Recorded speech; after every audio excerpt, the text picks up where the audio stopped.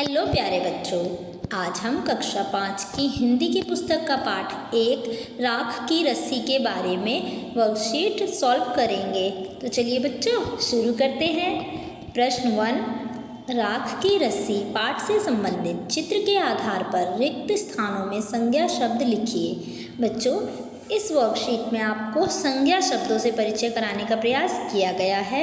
यहाँ पर आपको राख की रस्सी पाठ से संबंधित एक चित्र दर्शाया गया है जिसको आपको ध्यान से देखना है और आपको नीचे जो रिक्त स्थान दिए गए हैं यहाँ पर आपको संज्ञा शब्द लिखने हैं। तो मैं सबसे पहले आपको बता देती हूँ कि संज्ञा क्या होता है।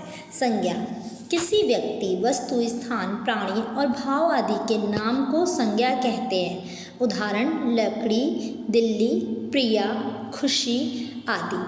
बच्चों, किसी भी स्थान, वस्तु, ये सब जो भी हमारे आसपास चीज़ें हैं इनके कुछ ना कुछ नाम हैं और इन सभी नामों को क्या कहते हैं? संज्ञा कहते हैं। तो देखिए, इस चित्र को आप ध्यान से देखिए और इसमें आपको क्या वस्तु, क्या स्थान या कोई वस्तु, व्यक्ति कुछ भी दिखाई दे रहा है उसका आपको नीचे नाम लिखना है। जैसे यहाँ पर मैंने देखा लड़की, तो मैंने यहाँ पर लड़की लिखा। फिर जैसे इस आदमी ने एक टोपी पहनी हुई है तो इसका मैंने यहाँ पर टोपी लिख दिया। टोपी क्या है? वस्तु है। अब देखिए यहाँ पर घर है तो घर भी यहाँ पर एक स्थान है। घर में आप रहते हैं तो एक रहने का स्थान है, ठीक है। अब यहाँ पर भेड़, भेड़ क्या है? एक पशु का नाम है। और यहाँ पर कुछ पत्थर भी हैं तो यहाँ पर मैंने पत्थर लिखा है। और यहाँ पर ये जो दृश्य दिखाया हुआ है ये गांव का दृश्य है और गांव भी एक स्थान का नाम है, ठीक है बच्चों। तो ये सभी किसी न किसी चीज़ के नाम हैं।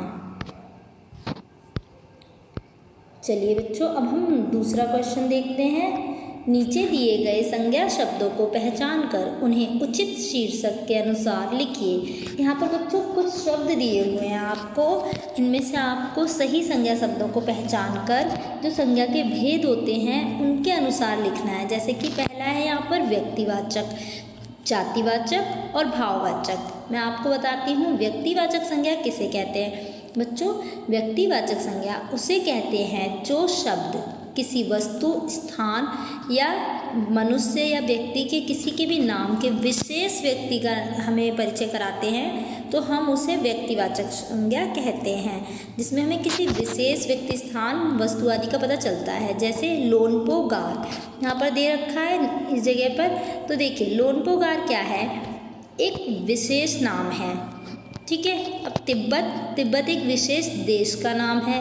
तांबा एक विशेष धातु का नाम है और शेरवानी एक विशेष वस्त्र का नाम है और खिचड़ी एक विशेष भोजन का नाम है, ठीक है बच्चों। तो जो भी विशेष व्यक्ति, वस्तु, स्थान होते हैं तो वो हम व्यक्तिवाचक संज्ञा में लिखते हैं और वो व्यक्तिवाचक संज्ञा में आते हैं। नेक्स्ट है जातिवाचक। जातिवाचक होता है सामान्यतः किसी चीज़ का नाम होता है। जैसे कि इसमें उन व्यक्ति, वस्तु आदि का नाम आता है जो संपूर्ण जाति का बोध हमें कराते हैं। जैसे धातु, धातु क्या है बच्चों? धातु के अंदर तांबा, कांसा, सोना, ये सभी धातुएं आ जाती हैं। तो धातु शब्द से हमें संपूर्ण धातु की जो जाति है उनका बोध होता है, ठीक है बच्चों। नेक्स्ट है शहर। तो देखिए बच्चों, यहाँ पर किसी विशेष शहर का नाम नहीं है, यहाँ पर सिर्फ शहर लिखा हुआ है, यानी कि कोई सा भी शहर हो सकता है। जैसे दिल्ली, आगरा, कानपुर, मतलब ये पूरे शहर की जो जाति का बोध करा रहे हैं, ठीक है। भेड़, यहाँ पर भेड़ भी एक पूरी जाति का बोध करा रही है। लड़की भी इसी तरह। वेशभूषा भी किसी भी तरह की वेशभूषा हो सकती है, ठीक है। अगला है हमारा भाववाचक। भाववाचक संज्ञा का तात्पर्य है बच्चों जो शब्द किसी व्यक्ति, वस्तु या किसी भी चीज़ के भाव से हमें, किसी भी पदार्थ के भाव की जानकारी हमें देते हैं तो उसे हम भाववाचक संज्ञा कहते हैं। या किसी मनुष्य की अवस्था, दशा आदि की जानकारी देते हैं। जैसे होशियारी, समझदारी, ये मनुष्य की समझदारी की बात हो रही है यहाँ पर, या किसी भी जीव जंतु, किसी की भी समझदारी की बात हो सकती है। चालाकी, ये भी हमें भाव का पता चल रहा है। खुशी, किसी की खुशी से हमें उसके भाव का पता चलता है कि वह खुश है, दुखी है, इस तरीके से उसके भावों का पता चलता है। निराश, निराश से भी हमें भाव का पता चल रहा है। तो ये सभी हमें भाव का पता लगाते हैं तो ये भाववाचक संज्ञा के अंतर्गत आते हैं। ठीक है बच्चों, तो नेक्स्ट क्वेश्चन है हमारा प्रश्न 3। राख की रस्सी कहानी में लड़की की समझदारी सभी को अच्छी लगी। मुश्किल समय में आपने जब समझदारी दिखाई थी तो उसके बारे में लिखें। ठीक है बच्चों, तो यहाँ पर मैंने कुछ लिखने का प्रयास किया है समझदारी को लेकर।